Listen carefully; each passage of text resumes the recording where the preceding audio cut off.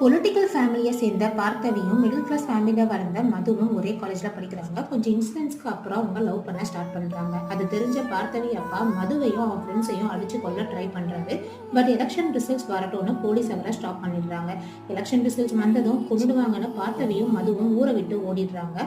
கொல்கத்தா போறாங்க. அங்க மது ஒரு ரோட் சைட் கடையில வேலை பார்க்கறாரு. பார்கவிக்கு கால் சென்டர்ல வேலை கிடைக்குது.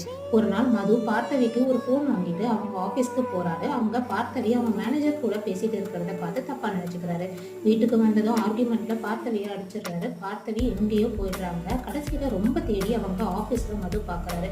ரெண்டு பேரும் எவ்வளவு லவ் பண்றோம்னு தெரிஞ்சுக்கிட்டு கல்யாணம் பண்ணிடுறாங்க. அவங்களுக்கு ஆதித்யான ஒரு பையன் பிறக்கிறான். அவங்க புது வீட்டு ஃபங்க்ஷன் அப்போ பார்கவி என்ன கிஃப்ட்ஸ் வாங்கிட்டு வராரு. அவங்கள பாக்குறாரு. மதுக்கு சுத்தமா இன்ட்ரெஸ்ட் இல்லை. பட் பார்கவி கேட்கல. பார்கவி ஆபீஸ்க்கு கிளம்புறாங்க. அப்போ பால்கனியில இருந்து மதுவும் அவங்க பையனும் கீழே விழுந்து இறந்து போறாங்க. மேல இருந்து பார்கவியோட பார்த்துட்டு இருக்காரு.